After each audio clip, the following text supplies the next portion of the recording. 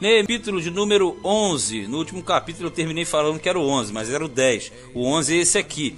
Relação dos que habitaram em Jerusalém. É uma questão de distribuição. Por quê? Para morar em Jerusalém, tinha que ser determinada linhagem. Por que isso? Porque não caberiam todos os que retornavam no cativeiro em Jerusalém, porque retornaram muitos. Então, na verdade, tem aqueles que moravam na cidade e aqueles que moravam na periferia, ou seja, nas outras cidades de Judá. Mas em Jerusalém tinha que ter um grupo selecionado. 11:1 diz: E os príncipes do povo habitaram em Jerusalém, mas o resto do povo lançou sortes para tirar 1 de 10, para que habitasse na santa cidade de Jerusalém, e as 9 partes nas outras cidades. Vamos entender aqui. É porque você tinha de cada 10 você tirava 1, esse 1 ficava em Jerusalém. Os outros 9, eles teriam que ir para outras regiões, para outras cidades de Judá, porque não caberiam todos em Jerusalém. E o povo bendisse a todos os homens que voluntariamente se ofereciam para habitar em Jerusalém. E estes são os chefes da província que habitaram em Jerusalém. Porém, nas cidades de Judá, habitou cada um na sua possessão, nas suas cidades, a saber, Israel, os sacerdotes, os levitas e os netineus e os filhos dos servos de Salomão. A verdade, quando fala dos netineus, foi um grupo que a gente já falou várias vezes, sempre repete. Ele adentrou o sistema, principalmente dos levitas, porque eles eram estrangeiros voluntários, prosélitos. Então eles serviam de auxiliares desde a época ali de Davi e Salomão, quando eles entraram no sistema. Então, na verdade, as cidades de Judá receberam muitos deles em suas habitações, em suas regiões. 4. Habitaram, pois, em Jerusalém alguns dos filhos de Judá e dos filhos de Benjamim, porque Judá e Benjamim estavam praticamente juntos. Dos filhos de Judá, Ataías, filho de Uzias, filho de Zacarias, filho de Amarias, filho de Cefatias, filho de Maalalel. Dos filhos de Pérez, aí fala da casa de Pérez, que é a casa importante. E Maacéias, filho de Baruque, filho de Rosé, filho de Razaías, filho de Adaías, filho de Joiaribe, filho de Zacarias, filho do Silonita. Como fala Silonita? Porque era de Siló. Todos os filhos de Pérez que habitaram em Jerusalém foram 468 homens valentes. E estes são os filhos de Benjamim: Salo, no caso. Salo, filho de Mesulão, filho de Joede, filho de Pedaías, filho de Colaías, filho de Maacéias, filho de Itiel, filho de Jesaías, e depois dele Gabai e Salai, 928. E Joel, filho de Zicre, superintendente sobre eles. E Judá, filho de Senua, segundo sobre a cidade. Quando fala segundo sobre a cidade, é o segundo governante. Dos sacerdotes, Jedaías, filho de filho de Jaquim. Seraías, filho de Ilquias, filho de Mesulão, filho de Zadok, filho de Meraiote, filho de Aitube, maioral da casa de Deus. Aí é aquela linhagem que você conhece, a linhagem sacerdotal.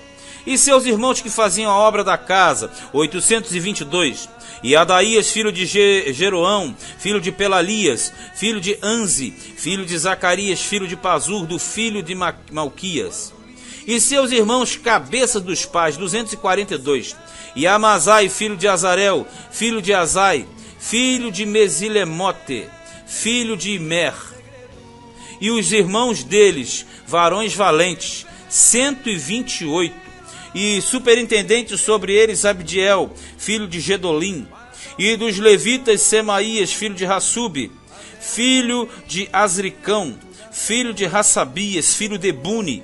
E Sabetai e Josabade, dos cabeças dos levitas, presidiam sobre a obra de fora da casa de Deus. Aí a administração das repartições do templo.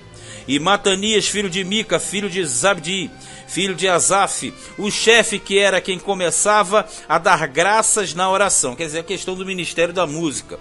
E Baraquebuquias, o segundo de seus irmãos. Depois Abda, filho de Samua, filho de Galau, filho de Gedutum, que é outro também ligado, você sabe, a linha da música. Todos os levitas na santa cidade foram 284.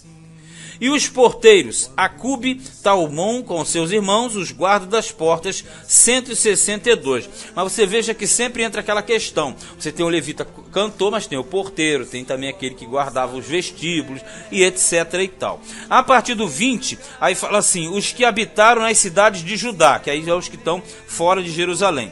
E o resto de Israel, dos sacerdotes e levitas, esteve em todas as cidades de Judá, cada um na sua herdade, ou seja, na sua posse. Veja que o autor, ele coloca aí o resto de Israel. Ele se refere aos judeus e aos levitas como sendo Israel. É uma forma de designar como sendo o povo de Deus, mas nós sabemos que não é a totalidade. E os netineus habitaram em Ofel. Ofel, na verdade, era uma colina habitada ao sul do templo, tá? Por isso que quando fala Ofel. Izia e Gíspia presidiam sobre os netineus. Você já sabe que o netineu era aquele estrangeiro convertido. Aqui tem todo um desenvolvimento.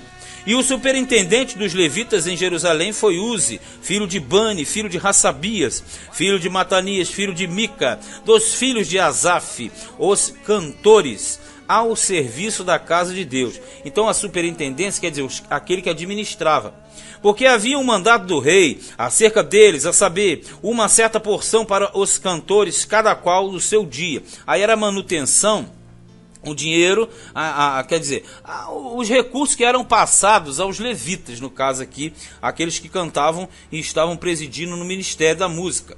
E Petaías, filho de Messesabel, dos filhos de Zerá, filho de Judá, estava à mão do rei em todos os negócios do povo. Quando fala que esse Petaías aqui, filho de Messesabel, dos filhos de Zerá, filho de Judá, estava à mão do rei, o que a gente entende aqui? Que ele era um judeu nobre, que na verdade ocupava um cargo de administração, cargo administrativo, mediante o Império Persa em Jerusalém. É como se ele fosse uma espécie de coletor de impostos, aqui não fica claro, mas certo é que ele era judeu e assalariado do Paço Real. 25.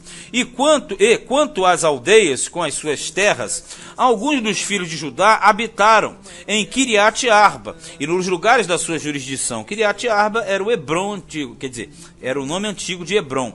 E em Dibon e nos lugares da sua jurisdição, e em Jecabzeel e nas suas aldeias, e em Jesua e em Molada, e em Bet-Palete, e em Hassar Sual, e em Berseba, e nos lugares da sua jurisdição, e em Ziclag, Ziclag é aquela famosa Ziclag do Davi, assim como Berseba é famosa por causa do Abraão, e em Mecona, e nos lugares da sua jurisdição, e em Rimon, e em Zorá, e em Jarmute, e em Zanoa, e Adulão, e nas suas aldeias. Todos esses nomes aqui estão na região sul do mapa, se você procurar você acha. E em Azeque, nos lugares da sua jurisdição, e acamparam-se desde Berseba até o vale de Inom. Berseba é na parte lá embaixo, no sul, onde o Abraão fez o juramento, e o vale de Inom é na entrada de Jerusalém, né? Justamente é onde tinha o depósito de lixo dos restos do templo. E os filhos de Benjamim, de Geba, habitaram em Micmas, e Aia, e Betel, e nos lugares da sua jurisdição, e em Anatote, e em Nob, e em Ananias, e em Razor, e em Ramá, e em Gitaim. Quando fala aqui já são cidades, não nomes. Portanto, no 32, Anatote era a cidade sacerdotal, era aquela cidade do profeta Jeremias. E em Nob era outra cidade sacerdotal, era aquela cidade levita, no caso, né? Aquela cidade onde o Saul mandou matar os sacerdotes que vestiam éfode de linho, né? Uma loucura que ele teve. 33, em Razor, em Ramar, em Gitaim, já falei, voltei a repetir, em Hadide, em Zeboim e Nebalate, em Lode e em Ono. Isso é o Vale de Ono, né? Quando fala assim, no Vale dos Artífices. O Vale de Ono ficava fora de Jerusalém. É uma parte onde você tinha os artífices, que eram, na verdade, aqueles que trabalhavam. Tinha vários ofícios ali, inclusive dos oleiros. E alguns dos levitas habitaram nos repartimentos de Judá e de Benjamim. Claro que aqui nós temos um acúmulo de cidades de Benjamim e de cidades de Judá. Por quê? Com o retorno, todos os dois grupos se juntaram e fizeram um só grupo. Um grupo que é voltado totalmente para representar o povo de Deus na sua totalidade. Então você verificou que o capítulo 11, ele traz a distribuição do povo, quem habitou em Jerusalém e quem habitou na periferia. Este foi Neemias, agora sim, capítulo de número 11.